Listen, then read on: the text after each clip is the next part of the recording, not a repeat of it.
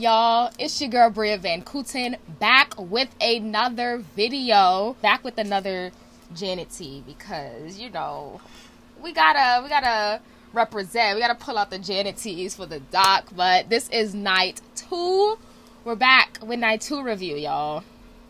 Because I usually film like right after it's done, but last night I really had to like recover and recoup myself because I'm still sad that it's over. Like, I still don't want it to end. Like, you know when you've been anticipating something for months and months and months, and I'm like, oh, it's coming, it's coming, it's coming. We kept seeing the commercials, always excited, and then the fact that it's done now, it's so sad. It's like planning a birthday party or having like prom or graduation. Like, you're so excited, and then boom, the day is done, and yeah, we just gotta move on. Like, I'm so sad. Like, last night when it was about to end, I got emotional because I was like, I don't want it to end. But y'all, in this video we're going to discuss part 2 of the documentary. Well, Friday night was part 1, part 2, and then Saturday night is part 3, part 4. So what we discussed on Friday night was part 1, part 2. So if you did not see that one, definitely check it out. I will link it up here in the cards. I discussed that part. And then last night, Saturday night, was part 3, part 4. Like, so that's technically 4 parts because it's an hour each. So we're gonna discuss part 3, part 4, y'all, and let's get into it. So some things I do want to point out that I didn't say in the first video. The first thing is that, of course, it was trending that night. I said before, we're going up for Janet. We're turning up for Janet because she's going to be trending all night. I want to break Twitter. I want to have the most views. We just have the most views all Lifetime for a special, a doc, anything. So she was trending number 1. And of course, like, I didn't expect anything less. Everybody was watching this. This is why Lifetime had so many goddamn commercials. Still in night 2. It was pissing me off. I feel like night 1 definitely had way more, but night 2 still had a lot. Like, it was still annoying. Like, every time the commercial popped up, I was like, oh my god. But of course, Lifetime has to make its money, and they knew, like, this is Janet Jackson, people are going to be watching, so we're going to turn up the commercials, because I watch Lifetime movies and it's never that many commercials. Like, the movie be going on for 30 minutes without a commercial. They was playing. They was like, let's get our coins. It's Janet Jackson. Like, they tried it. And then one more thing that I wanted to point out was, I saw people like, oh my god, they're focusing on the Jacksons and Michael and blah blah blah. I'm like, do you guys know what a story is? Like, you gotta start from somewhere to get to somewhere. It started with the Jacksons, Michael, then to Janet. Like, she told the story. I love that she told the story that way. And it's her story. Like, she's still part of the Jacksons. Like, it's still part of her story, and it transitioned into her being the solo artist. Like, that's how it is. And the Jacksons formed the blueprint of what artists follow today. So their whole family is the blueprint for artists, like all artists that came after them. So we started off night 2 with the star on the Hollywood Walk of Fame. We started off with that. She came out, busts out in the Rhythm Nation outfit, looking fly, of course. We have all pretty much seen the photos of her on the Hollywood Walk of Fame. You know, they take the infamous photo, like, on the floor by the star. So we have seen that, but we got to see, like, behind the scenes of her getting ready, her getting dressed, her going out of her hotel, going to the Hollywood area, you know, her little speech that she gave. We saw the crowd that was outside watching her receive the star. Like, it was packed, okay? Packed. Jam-packed. And then we jumped to where she signed to Virgin Records, and then the Virgin Records CEO took her on a hot air balloon that said Virgin and all that. She signed, at that time she signed the biggest contract ever. Like, she was making money during that time. So we saw her in the hot air balloon. I have always wanted to go on a hot air balloon, but I always get a little nervous because I've seen crazy accidents. But I really want to go on a hot air balloon one time in my life. Like, I want to go. But her being in the hot air balloon, I was like, oh, I want to do that one day. Like, I've always wanted to do that. But yes, signed to Virgin, signed the biggest contract at that time, and then boom, Poetic Justice, one of my favorite movies. We love Poetic Justice. So we see Regina King pop up. She's talking about the first time she ever saw Janet. She's like, I saw myself. You know, she represented Black girl magic and seeing Black women on TV, on screen, doing music, and then especially in this movie, in Poetic Justice, seeing Black love. Like, that was something that we never really saw. And so we saw behind the scenes of course, her filming, her with Regina, her with Tupac, of course. And Regina said Janet would never admit this, but there was definitely chemistry between her and Tupac, which we obviously saw on the screen. Like, the chemistry was definitely there, and I could feel it through the screen, she said. But at that time, of course, Janet was with Renee, so she never disrespected that at all. But if she was single, y'all... And of course, they showed an interview with Tupac in Arsenio Hall, and he was just hyped. Like, you could tell he was just hyped to be working with Janet. And Arsenio was like, you have like the job that all the men want. He was like, yeah, I know. And he was like, he was excited to kiss Janet, even though her boyfriend Renee was sitting right there, her fiance, he was sitting right there. He was like, I was still like, oh, I have to kiss her just because he was sitting right there. I'm like, annoying. But every time I see Tupac, I'll be like, damn, like, he's really gone. Like, he was an amazing musician, but then I also saw him being just like an amazing actor. He could have went so far in acting as well, like, so talented. And then we jump to the Again music video, which Renee directed. And in that video, that's when Janet really like turned up the sexy, you know. Renee definitely pushed and enhanced the sex, because Janet already has like a natural sex appeal, but Renee definitely pushed like her image to be, you know, the sex kitten that she is, you know. So in that video is when she really was like more sensual and sexual, you know. Her co-star Gary's fine ass and he was directing them. Like, you've seen the Again video. Like, the Again video is very sensual. It's a beautiful video. It's a beautiful song. And then at one part, because it's like Janet was like a little nervous, because, you know, of course, the critics, she didn't want people chatting or whatever. And then at one point, Gary was like, oh, do you have a boyfriend? And she was like, yeah. He was trying to hit one mother, yes. Because, like, Janet is that girl. And at that time, like, all the men, like, was trying. I know they were trying to get at her, like, for real. So you have a boyfriend. He was like, how does he feel with me, like, unbuttoning my pants? Unbuttoning your pants, you know, me putting my hands on your pants, all this in the video. And she was like, oh, he's the one who's telling us what to do, because he didn't know that the director was her man. So I was like, oh, yeah. But he was the creative director, like, literally on the set, telling her what to do, what to wear. We later find all of that out, but yeah, we're not gonna jump ahead. But yes, we can get back to the Again video. Of course, Again was nominated for an Oscar, if you did not know. And then that's when she pulled up in that fly ass white suit. That outfit, oh my god, it's still on a vision board in my head every single day. That outfit was so nice. She looked so good. She had this luscious brown blonde hair. Her and Renee both look nice. Like, they complemented each other really well, especially in terms of like style.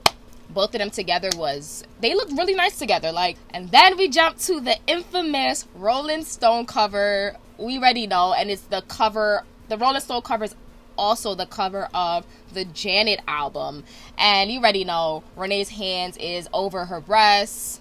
And yeah, everybody's like talking about the cover. They're like, oh, we want to know whose hands is that. Samuel L. Jackson popped up like, oh, why couldn't I be hired for the hand model? Like, like, he's like, oh, did we ever find out whose hands it was? I'm like, Samuel, yes, it was Renee's hands. It was such a beautiful photo shoot. She looked amazing. Like, and of course, then Rebe came on. Rebe was ready to spill the tea, okay? My good sis was ready. She was like, I did not like it. Mother was not feeling it. Of course, the family wasn't feeling it, because that wasn't it. Even Janet said, like, she was nervous because, of course, she knew her family was going to be like, like the public would have been like, ooh, and then her family would have been like, but you know, at the end of the day, you gotta do you. Like, that's really it. And that photo shoot is iconic, and it was amazing. Like, I remember seeing that photo for the first time, and I was like, oh, this is beautiful. Like, I thought it was so, I still think it's like one of the most beautiful photos like ever. Like, every time I see it on Twitter, I retweet it because I love that photo shoot. It was amazing. I need to find, because I love finding like 90s, early 2000s magazines on like eBay. I'll buy it. I need to find that magazine actually and buy it because iconic. All right, I need to have that in my magazine collection. I'm a magazine collector, so I need to have that. But yes, like I said, that cover was the cover of the Janet album. We transitioned into the Janet era. And of course, this is when Janet really got in her like sensual, sexual bag. So she went on the Janet tour at this point. And then that's when she performed Anytime, Any Place. She would bring, you know, a man on stage. And that was also intertwined with Renee's idea. Like, he was like, yeah, let's add on to the like live performance experience, and let's, you know, each night she brought a man on stage. That's where it really begun, like her bringing men on stage, because obviously we know tours after that, that's the trend continued with different songs. So yeah, she brought the men on stage, she made them sit, she sat on their lap, you know, she was singing Anytime, Any Place, you know, a little grind on them, you know, singing to them, touching them. All the men, of course, were in love, in awe. They were super excited. I know each of those men on whatever tour she was on that she brought up on stage, they are still talking about the story till this day. Because if it was me, I would still be talking about that story till this day. I would find any reason to bring up, hey, you know, I was on stage with Janet. She brought me on stage, and I would just bring it up randomly. I would be pulling up the video like, hey, look, that's me with Janet on stage. Till this day, because if you were lucky enough to be chosen out of the audience, like imagine an audience full of people, and you're that one person that was chosen out of all those men. Like, you know, you're telling that story till this day. So then during this time, she was about to do a deal with Coca-Cola, and she had the meeting, all of that. And I'm watching it, I'm like, and she's talking in the background, they're talking about like the Michael allegations. And I'm like, don't tell me she's about to lose this Coca-Cola deal because of the Michael allegations. So said, so done, boom. Mother lost the damn deal, Coca-Cola deal, because of the Michael allegations that were going on.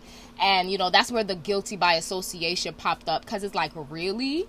That has nothing to do with Janet. Like, how the hell you dropped her? But again, this was the trying to bring the Jacksons down. Like, that was the beginning. Like, you really dropped her from this. Yes, that was years ago, but finding out, I was like, last night I really repeated it over and over, like, she really lost this deal because of this. Like, are you kidding me? Like, I feel some type of way. Yeah. So then, of course, we brought up the Michael allegations, and the interviewer was like, do you think he did it? And Janie's like, nope, absolutely not. I know my brother. He does not have that in him. I know that. Like, Janet was like, I'm standing by my brother. I've been standing by him, and that's that. I know he did not do that shit. And I was like, preach, Janet, because facts. I am standing with the Jacksons on that. I'm standing with Janet. I'm standing with Michael, because I don't believe it either. Like, I have never believed those rumors. Like, I have never believed the allegations, and I don't. I really don't. There's certain people, like, I don't know. Like, there's certain people that you know, like, they did that shit. Like, with Michael, I know for a fact, like, something in my soul, in my body is telling me no. Like, I really do not believe that at all. Like, so then, that's when we got the magic of Scream.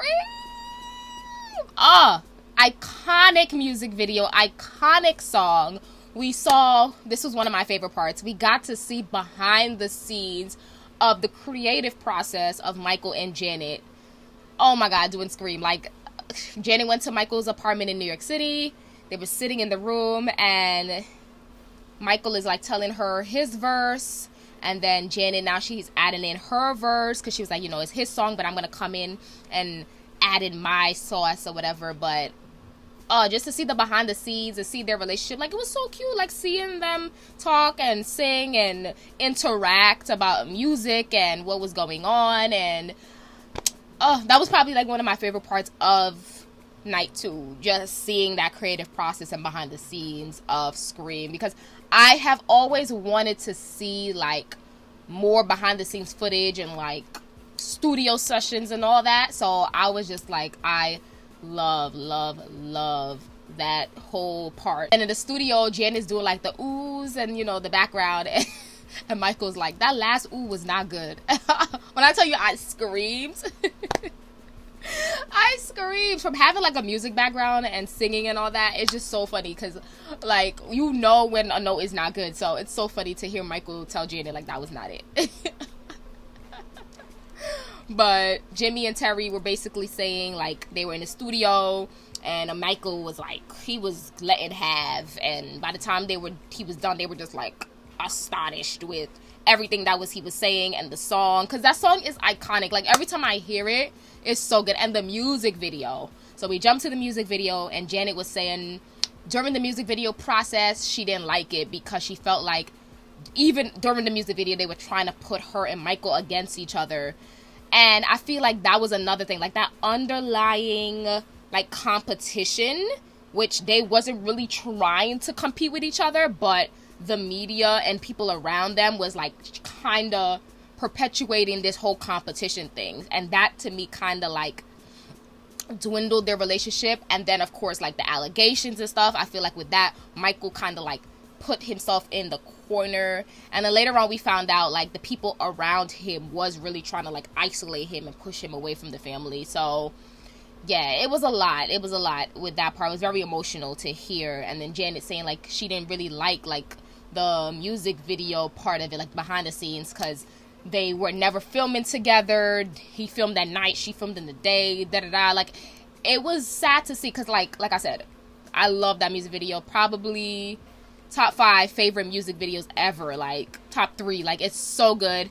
And it's the most expensive music video ever made. Like I said, the Jacksons are the blueprint. Like the most expensive music video ever made.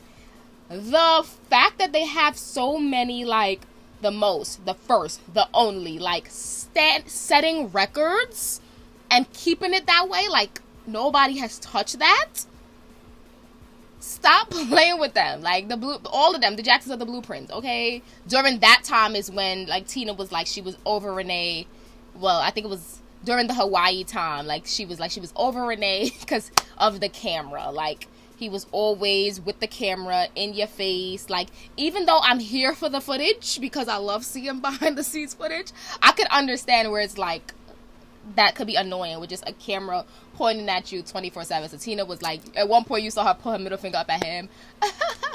And then it was part where Janet went to go talk to Mama Jackson, her mom, and he was just recording. He was like, Janet, kiss your mom. And Janet, you could tell Janet was annoyed with him too. She was like, that's not real, Renee. Like, turn the camera off, turn it off. Stop recording my mother. Like, he was annoying the girls. Like, and then at that part, she found out that he was taking painkillers. So my boy Renee was on drugs as well. And during that time, he was being very, like, flaky. So then he didn't pull up, like, on the Velvet Rope tour. And I think it was Tina that was, like, he was all, like, him and Janet was, like, Velcro. Always together. And the fact that he wasn't really there, she knew something was up. So, yeah. We jumped to my favorite era, Velvet Rope era. I love the Velvet Rope era. Favorite Janet album. Like, favorite Janet album. Hands down. But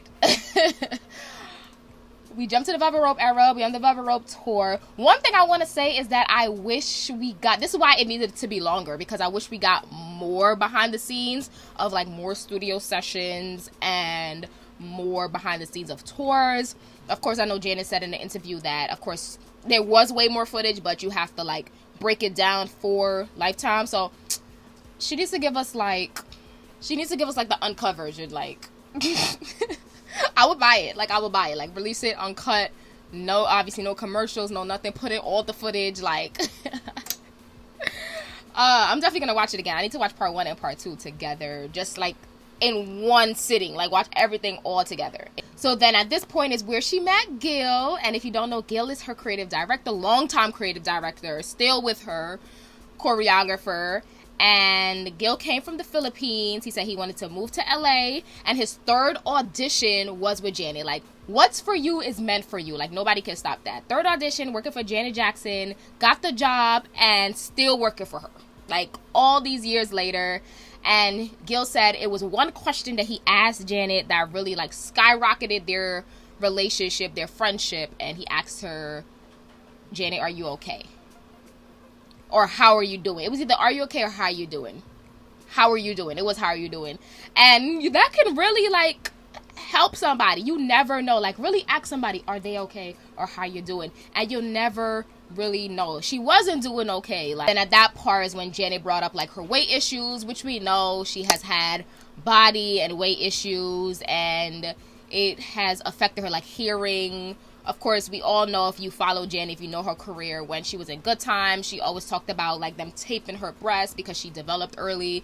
And in her mind, as a child, like, that can mess you up. Like, oh, they're taping my breast down. This is not okay. This is not acceptable. Something is wrong with me. Like, a child's mind is not going to grasp, like, why are they doing this, you know? So that kind of messed her up. And she was talking about, like, Michael teasing her and calling her, like, pig and slaughter horse and all these things. She said she knew it was, like, big brother, little sister jokes, because obviously siblings say crazy shit to each other, like, but she knew it was a joke, but inside, like, that still affected her growing up. So she talked about her weight issues. She talked about how she's an emotional eater, and that's when, like, her weight fluctuates up and down.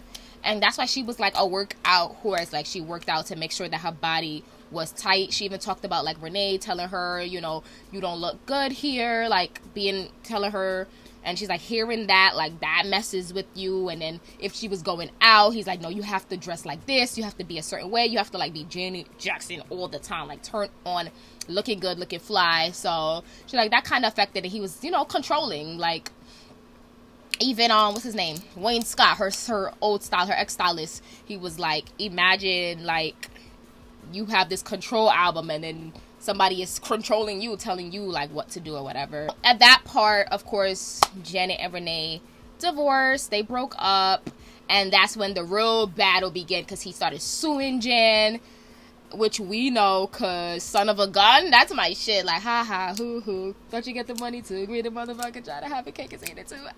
Like, she ate that, and I know that shit was about him. Like, I bet you think the song is about you, don't you? And then we jump to the All For You era, and then Wayne was like, oh, during the All For You video, it was everything. Like, because I'm pretty sure, if you don't know, I'm a wardrobe stylist, and Wayne was her wardrobe stylist, and the fact that Renee was, like, telling her what to wear and doing all that, I'm pretty sure there were a lot of arguments and tension between Renee and Wayne, because, of course, as a stylist, you're the one putting the outfits together. And if you have somebody like Renee, I'm sure Renee was, like, saying, no, she's gonna wear this, she's gonna wear that. I can definitely feel it. And the fact that he said that, I was like, yeah, Renee was definitely trying to tell Wayne what to put her in and what to do. I can feel it. And the fact that he said, yeah, the All For You era, like, yeah, I could do, basically, he could do what he wanted. So we saw, like, on the All For You video, her filming that, a little bit behind the scenes of, like, her and Wayne keying or whatever. And then at that point is when she met Jermaine Dupri. So when she met Jermaine, he was like, you're gonna see me again, this is not gonna be the last time you see me. So he was like, he would be driving her around, pick her up, and then next thing I knew, we were dating. He was, like, shocked. You could tell he was, like, shocked. He was excited. Like, you're dating Janet Jackson. Like, I know for a fact he never thought that would happen in all his days.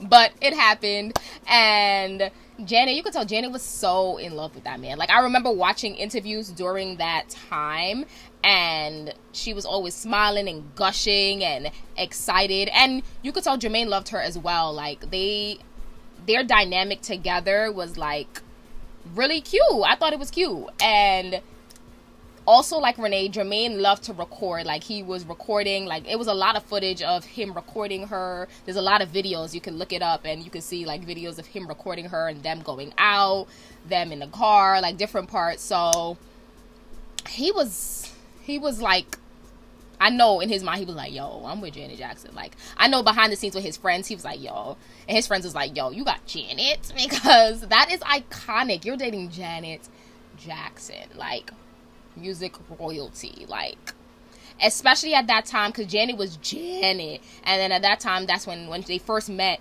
he was, obviously we knew who he was, but he was on the rise. She was Janet, like, okay, like, iconic. That is when we get to the Super Bowl. As soon as they started talking about All For You, I was like, oh, the Super Bowl is coming. Like, I already knew. And then, because it was the Super Bowl, and then right after that was when Demita Joe was supposed to release. And because of the whole craziness of the Super Bowl, Demita Joe didn't get the love that it deserved. So, yeah, we talked about the Super Bowl, of course. We saw the rehearsals. We saw Janet.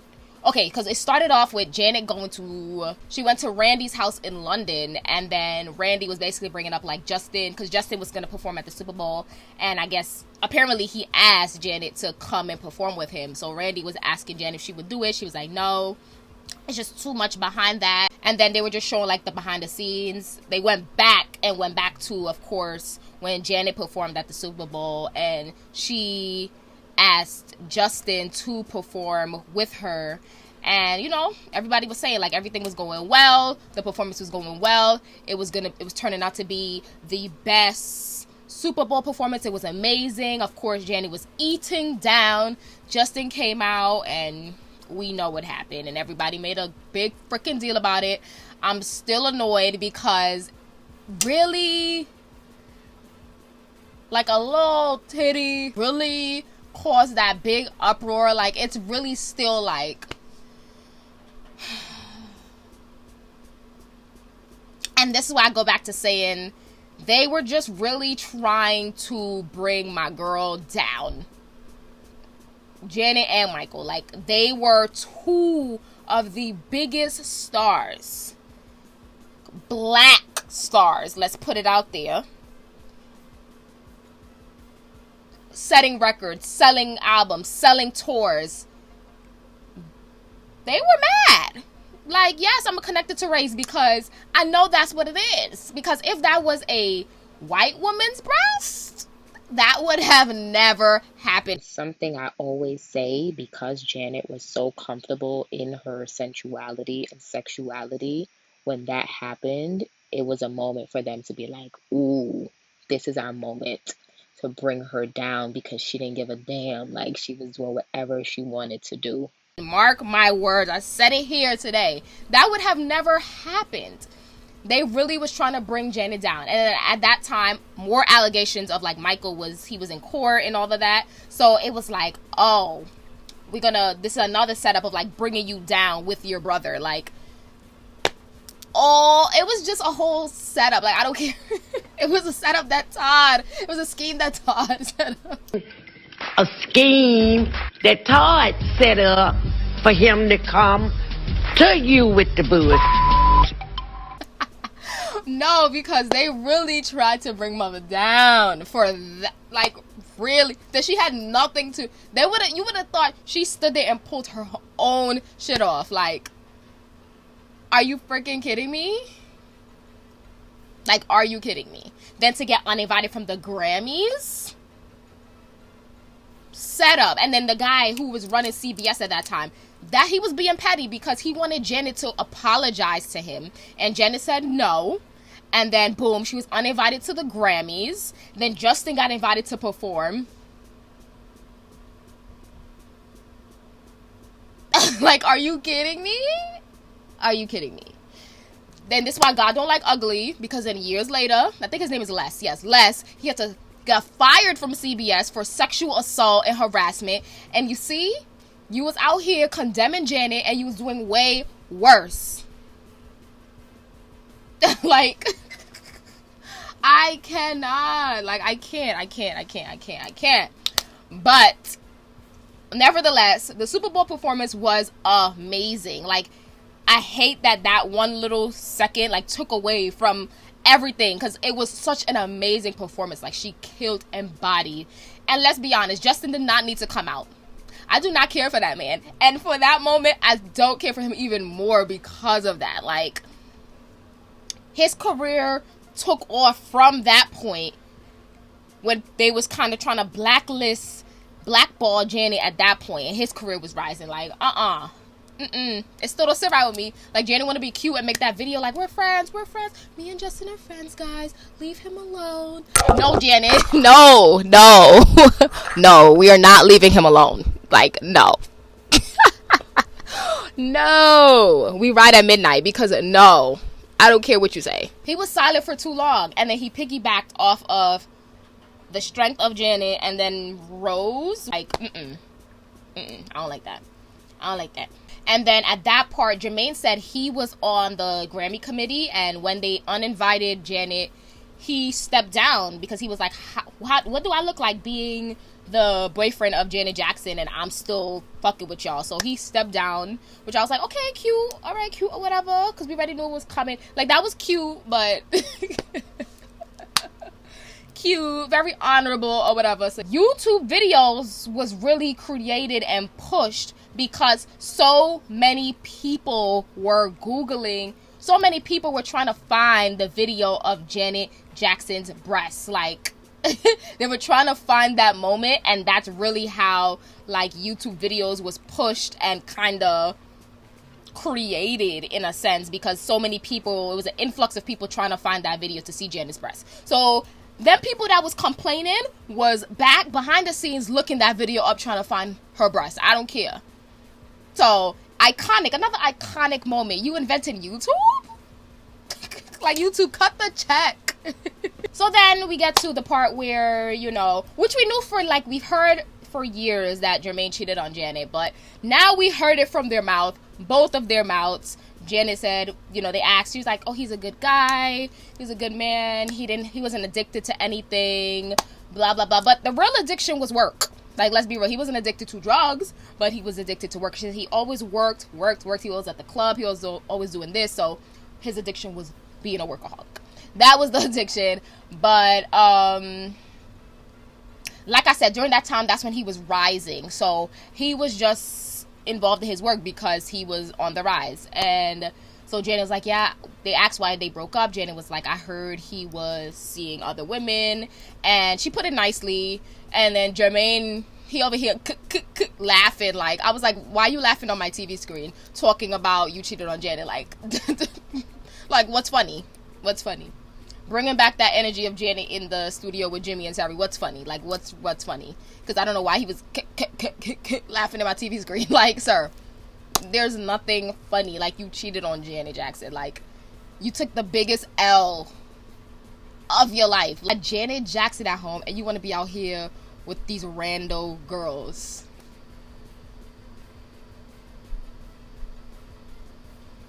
And all she wanted was you to spend time with her. Like, you got to spend time with Janet Jackson, and you'd rather be out here with these girls? Men are really stupid. Men are really ain't shit, because it don't make any sense. But honestly, cheating really just has to do with that person. Internally, like I said, in his mind, he was like, oh, dating Janet Jackson brought a lot of the girls and blah, blah, blah. Like, okay, and you didn't have to go with them. I was being a man, da, da, da. No, you weren't. The honorable thing is to, oh, no, I got my girl at home. Like, what? Nah, I can't. I can't. Like, I know his comment section was in shambles last night. In shambles. He really got on this documentary and said that, like.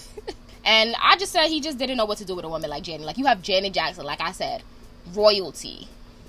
You don't know, like, yes, you have her, but you don't know how to keep her. He didn't know what to do with a woman like Janet. Like, and that's the super shit that he ended up doing. He's used to being with those women, not with Janet Jackson. Like, and that went to his head. That messed up his head. He had imposter syndrome, because he like, yo, I'm with Janet Jackson. Like, and you could tell, like, him talking about it, he definitely regrets it. And he was saying if he really fought, which he did. See, another thing, he didn't fight. Like, he just let it go. He didn't fight. Janet broke up with him and he just let it go. He didn't fight. He said, if I fought, we probably would still be together and it would be untouchable. Like, stupid ass nigga. Like, I can't. Definitely each other's love of their lives, but Jermaine fucked that up. And one thing while watching this documentary that I learned, Janet is not afraid to get out of a toxic relationship. Okay? So ladies, learn from this. Do not stay in a toxic relationship just for the fuck of it and just to be like, oh my god, I love him. No, like, get out of that toxic relationship. Like, Janet really was never afraid to get out. If she felt uncomfortable, felt some type of way, she wasn't feeling it, she left. And we love that. Like, you have to get away from situations that are not good for you.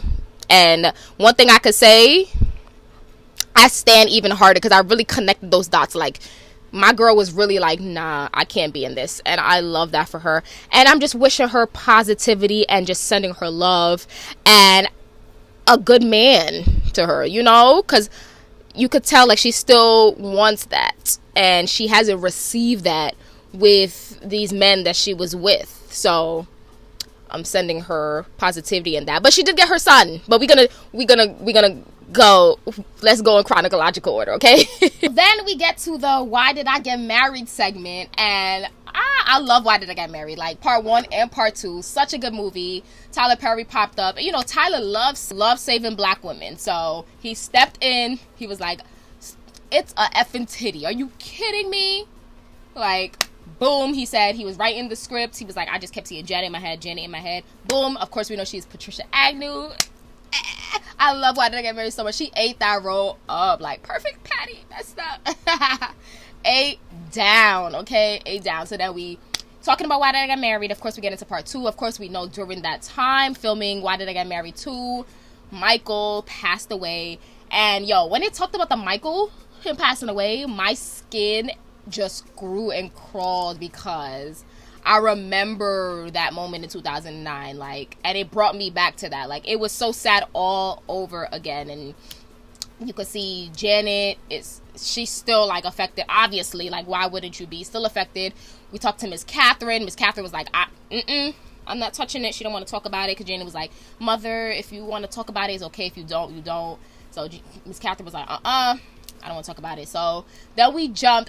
I screamed when I tell you. We jumped from 2009 to 2016, y'all. We skipped all of that. I was like, Janet. It was 2009, 2016. I'm a mother. Like, what?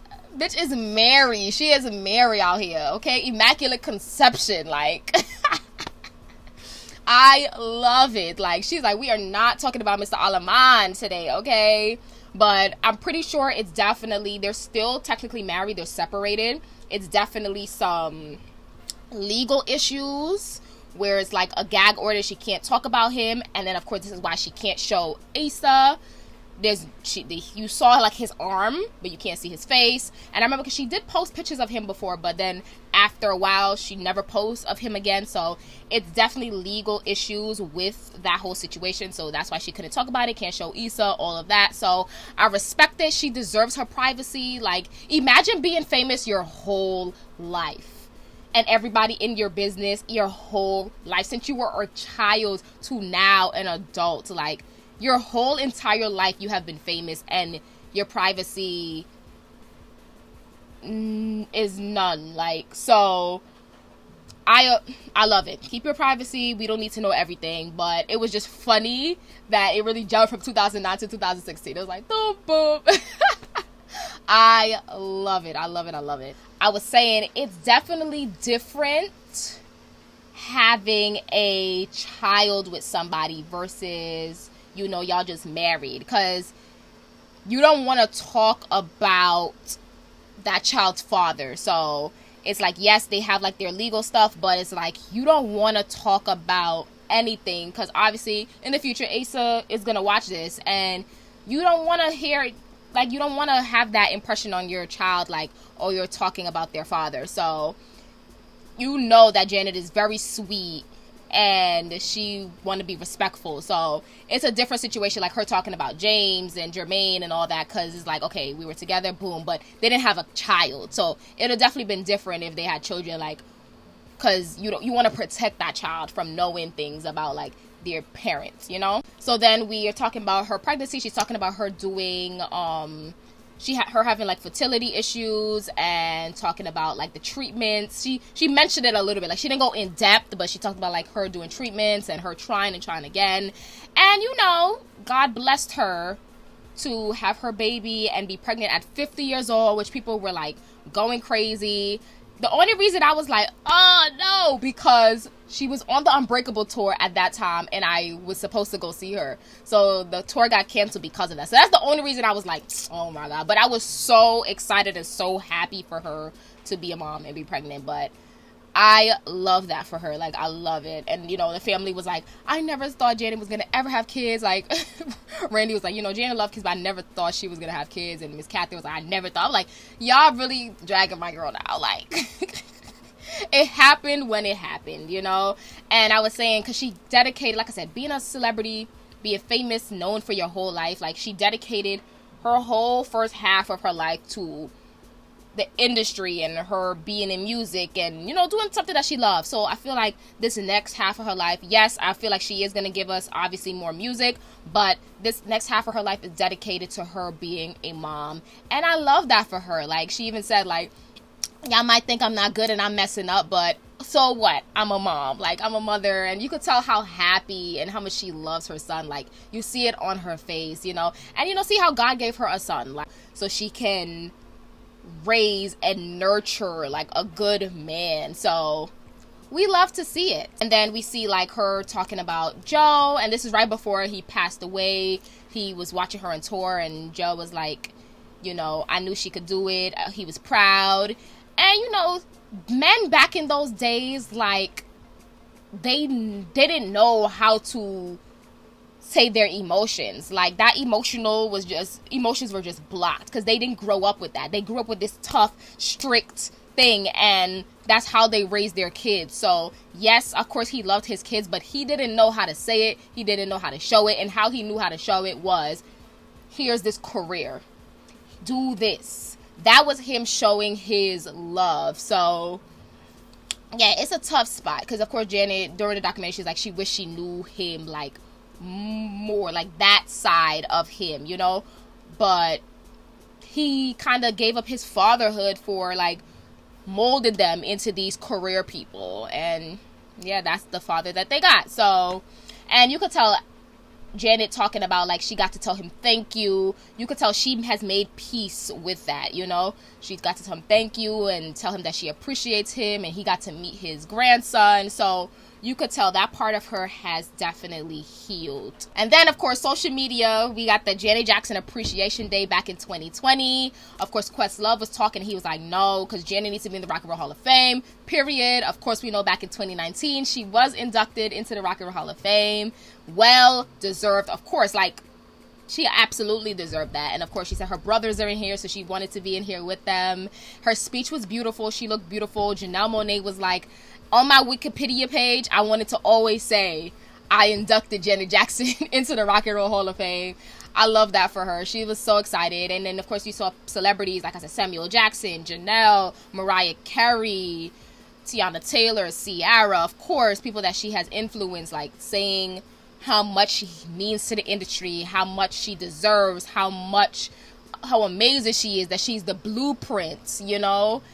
And I love the love that she's getting. Like, she's receiving her flowers, the garden, like she deserves the garden, like everything, like the blueprint. And then, you know, at the end, Janet starts talking, reflecting. She's like, I did this documentary because I wanted y'all to hear the real story, how everything really happened, not just hearsay and the unauthorized. I wanted you guys to see the real. And that's what, like I said, that's what we saw. Like I said, we started from the Jacksons, Michael, to Janet. We got to see the rise and everything that happened from her, from the Jacksons. Like, of course, because we had Janet, we had Rebe, we had Tito, and we had Randy telling the story. And of course, you know, if you know, Randy and Janet are executive producers, all that. So we got to really know the truth, the real tea. And then at the end, the dedication popped up and is like, to our father Joe, brother Michael, miss, dedicated to them, very miss. And another day goes by that we don't think about them. Like, oh, it hit my heart. I was like, oh no, because I didn't want it to end. I was like, no, it's about to end. This is it, Michael Jackson. I was like, no. And just some final notes, like, Janet is such a triple threat, like, dancer, singer, actor, like, and quadruple, like, writer, producer. Like, she's so freaking talented. The Jacksons in general are super talented. Like, going back to her and Michael, like, doing Scream, and, like, her even put it together. Here I am when you see me on the TV. I was impressed without the justice. Like, them putting that together, like, so amazing. Like, this really could have been even longer. Like, I'm telling you, like, I could have watched this for a whole week. It could have been a Lifetime for a whole week. Every different parts, just to go from her whole life. Like, I would literally watch that, like, because she could go on for so much more, because they skipped over certain things and then they kind of brushed over certain things. So if they, like, extended those parts, I would have watched everything that they talked about. Like, this is why I said I need the uncut version. Like, we need the things that you edited out. And then, you know, we got to see, like, a little glimpse of, like, her talking about Black Diamond. And hopefully we're getting that tour really soon. I'm going to be there with bells on, because I have to see her on tour. Because I'm pretty sure this is going to be her final tour. And because she's like, I'm going out with a bang, y'all. I'm going out with a bang. And I already know, like, I know next era is ready coming. It's ready here. So, but this era is going to be so iconic. I have to be on that tour front row. Like, I want her to sweat on me, because I have to be there. And final thoughts, I'm just happy that she did the documentary so she can tell her story her way and remind the people who the fuck she is. And the people that didn't know who she was, here you go. Introducing, listen to the blueprint, get to know the discography, because the discography is iconic. And the people who forgot, don't forget. Don't ever forget again that she is that girl. And I love that she's embracing being that it girl and being the blueprint, because that is what she is. And I feel like I could feel the love that she feels. Like, you can tell she's in a whole nother bag. She's feeling it. I love that for her. Like, she should be feeling herself. She should be cocky a little, because she's that bitch. Like, ooh, I love that for her. Like, love that. I'm just happy that she got to tell her story. I loved every part of it. Like, I was cheesing like a little kid on Christmas. So happy, so excited to watch this and watch it in real time and be here to see this iconic shit. So, like, what a time to be alive, y'all. What a time to be alive. Iconic Janet Demita Jo Jackson. Miss Jackson if you nasty. Strawberry if you nasty. And last but not least, she gave a little snippet of a new song called Love I Love at the end. I'm going to talk about it on my music channel, so you guys definitely have to go check out my music channel, subscribe, go check out the video for Love I Love. I'm doing like a little, you know, we're going to listen to the snippet. It's just a snippet, so it's not going to be that long, but I'm going to talk about it there on my music channel called Bria Loves Music. So definitely go subscribe, definitely go check out the video. I will link it up here. Once it's up, I'll link it up here in the cards, but go check it out. And y'all, it's been a pleasure. Night 2, definitely go check out my review for night 1.